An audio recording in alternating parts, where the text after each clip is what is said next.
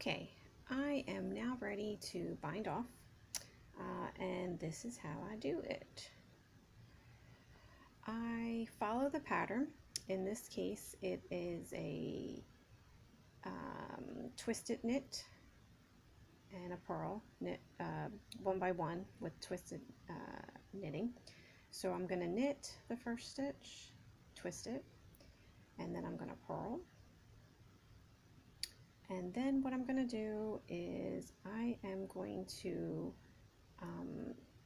because the last stitch was a purl, I'm going to purl them both together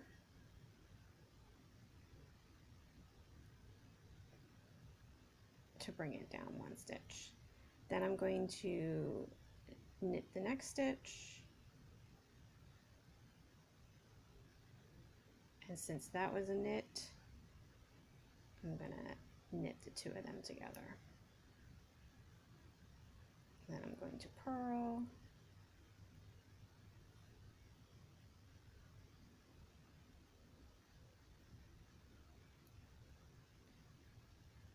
purl the two together. Again, you can see this needle here is getting in my way, so I'm going to pull it out, let it drop. We're on a knit stitch, and I am knitting through the back loop still to keep that twisted effect. Purl, and then purl the two together. So this is slightly different than the traditional where you would knit the next stitch and then pull your stitch up and over to decrease. By knitting them together, it just seems to give your cast off edge a little bit more of stretch. I know I've seen where people will actually like yarn over and then knit that stitch and knit it off, or knit it together, so it's kind of like you're making an actual extra stitch maybe every other repeat of your pattern, like if it was a one by one, or so that it would be really super stretchy. I think maybe that's Jenny's super stretchy bind off. I'm not 100% certain, but this is what I do. I'm trying to make sure I stay inside the camera here for you. I may have picked this particular bind off up from Stephen West. I think this might have been a bind off in one of his patterns. Maybe the string band cow. I'm not 100% certain. That's the problem. It's kind of like cooking for me, knitting. I see things, I pick things up, I incorporate them, and then I don't remember where I got them from, and I can't necessarily tell somebody else how to do it or where to find the information. Isn't that just like cooking, especially like your mom's cooking? You're like, Mom, how do you do that? And oh, it's just a pinch of this, just a little bit of that. And you're like, no, I need to know. So yes, to the best of my recollection, this may have been part of a Stephen West bind off for the string band cow. The additional yarn over bit, I believe, is Jenny's stretchy bind off. And again, as always, I will try to, well, I won't try, I will do. I will put all the links and information for the people and the places and the patterns and the things that I talk about in this particular video in the description box below, and then that way you can go ahead and check those things out for yourself, and you can see how they may be best incorporated into your knitting practice,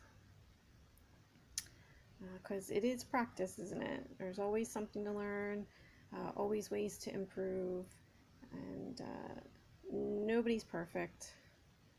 I certainly am not. That's for sure. Okay, so I'm at the last stitch here, and this is an important bit for the double pointed, not double pointed, for the 2 circular needles. So last bind off bit here, it was a purl, so I'm purling the 2 together.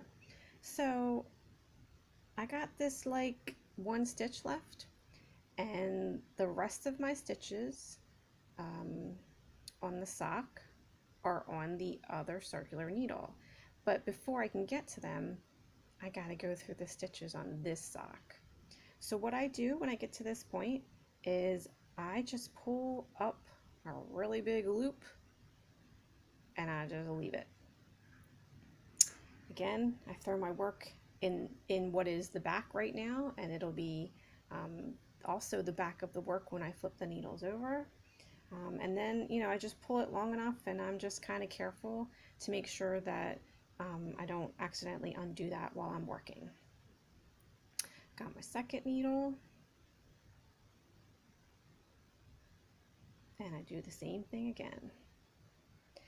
See, oops, see, almost yanked that. You gotta be careful. That's the first ball of yarn. Here's my second ball of yarn.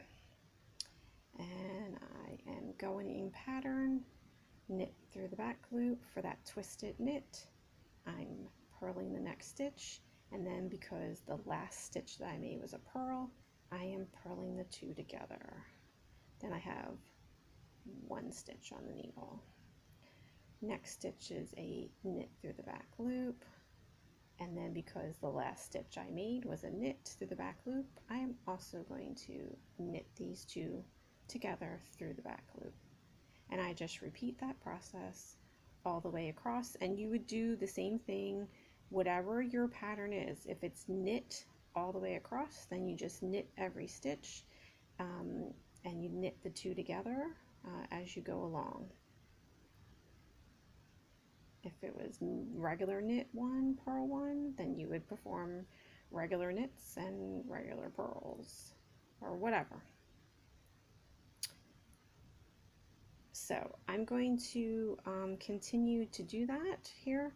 Oh, I was going to take a break, but I want to show you what happens when I get to the end of the second sock. So, oops, getting away with myself. Gotta purl these 2 together. I will try to speed up for the sake of time, since I don't think I'm going to be able to edit this on YouTube, which, by the way, not having my regular editing software, I've had to learn a couple tricks about editing as I can, or as you're able to, on YouTube. YouTube has removed a lot of its editing features, but there are still some that are hidden that you can unhide, so to speak, if you know how. If you follow me on Instagram, I am just Dollbelly on Instagram. I will try and remember to, when I post about this video, I will make some kind of notation about how I learned from YouTube how to trick YouTube into allowing me to rotate videos. That seems to be one of the editing features that they removed, but they've only actually hidden it in code. And that was a problem for me. The last video that I recorded, I forgot to take my phone off of portrait mode, so it ended up recording the video completely on its side. Then I was like, oh, I need to rotate this, but it just wasn't a feature that is currently available on YouTube. It used to be, but not anymore. Anywho, long-winded explanation to say that, oh, getting way too close to the camera. Long-winded explanation to say that I will try to put that info. You know what? I will just put that information in the description box below as well, because it was another YouTube video that I watched. I had to watch it a couple times, and I had to look carefully to understand a little bit about the code that you're seeing when you right-click. But anyway, if you're making videos, if you're interested in making videos and you need to do a little bit editing on YouTube, it's just a neat little trick to have at your disposal. So that's something else that I will include in the show notes in the description box below. Okay, coming to the end, 2 more stitches.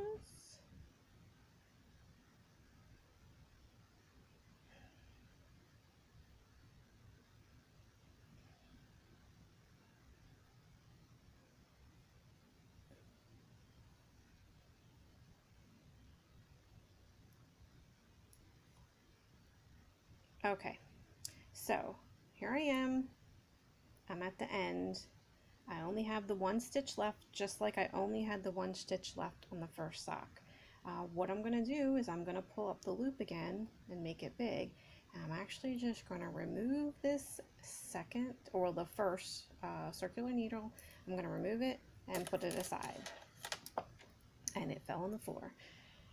I'm going to carefully flip the work over because I do have 2 live stitches that are not currently on needles. I'm going to sort myself out here a little bit.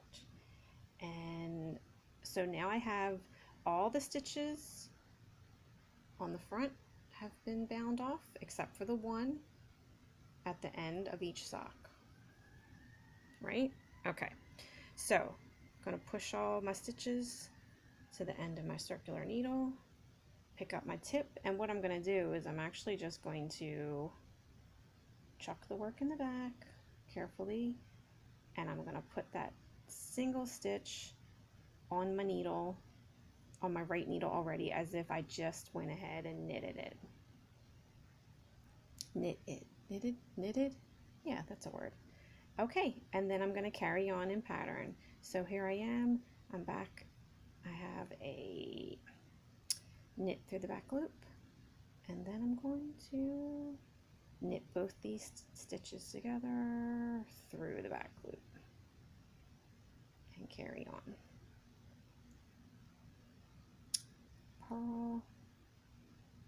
Purl the 2 together through the back loop. And I don't know if you've noticed, I didn't explain this. So like when you're doing a twisted knit stitch, instead of going, let me bring it a little closer.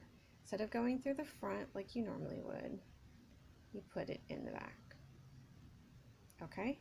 Now I know I explained that, but since I now have 2 stitches on my right needle and I need to knit them through the back loop, what you could do is you could transfer both stitches back to your needle on the left and then knit the 2 together. But what I have, I guess, learned to do from having done this a lot is, so I knit my stitch through the back loop, I leave both of them on my right needle, I take my left needle and I stick it like from left to right to the front and kind of make that position happen. That sounded terrible. I did not explain that very well. Words wise, I didn't. So let's just show you again a couple times so you can see it. Right, here I am. I have a knit through the back loop stitch, and then I need to knit both of these through the back loop. I'm using my left needle, taking the tip and sticking it into both stitches from the left side, kind of like digging down and under, so that my right needle, which is the one that does the knitting, is in the back where it's supposed to be. It just makes things go faster instead of having to plop both of those stitches back onto the left to then have to put the right hand needle into the back of the stitches. So I can't say if that's something that I picked up when watching videos about twisted knit stitches. I very well could have, but it's just something that, again, I've just either saw it somewhere or figured it out as a way to save time and incorporated it into my knitting.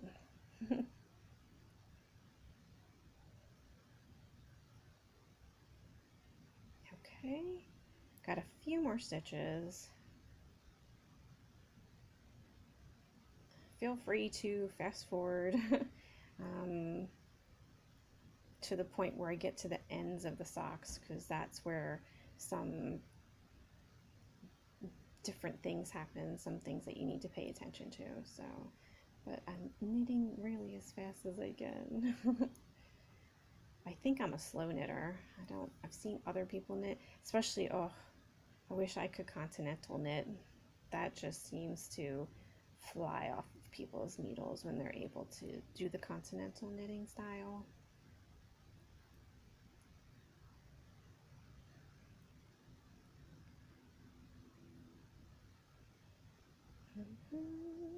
Purling two together, knit through the back loop, digging in with that left needle, purling. I guess I kind of do the same thing with the purl stitch as well. Instead of transferring the stitches back onto the left needle, I leave them on the right needle and just wiggle my left needle into the position that it needs to be in, so that you're basically doing the stitch the way that it needs to be done and keep in pattern. Okay. Last stitch. It's a purl, so I'm gonna purl these two together. Boom. Okay, so I have one sock finished.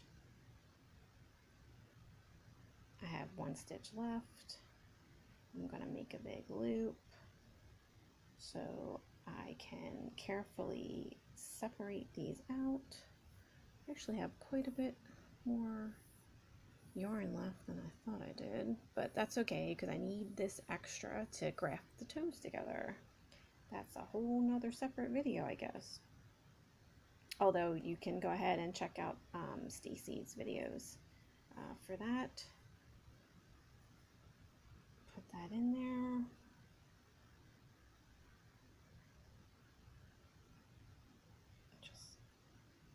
And then I got one sock done. So that's off the needle. I'll go ahead and get my yarn needle and connect them and weave that in and make that look a little bit prettier. But here I am. I'm down to one lonely sock and one circular needle. And if you remember, here's that stitch, that's a live stitch that I had to leave hanging off because I couldn't get to the rest of the stitches until I did the stitches on the second sock and got that out of the way and off the needle.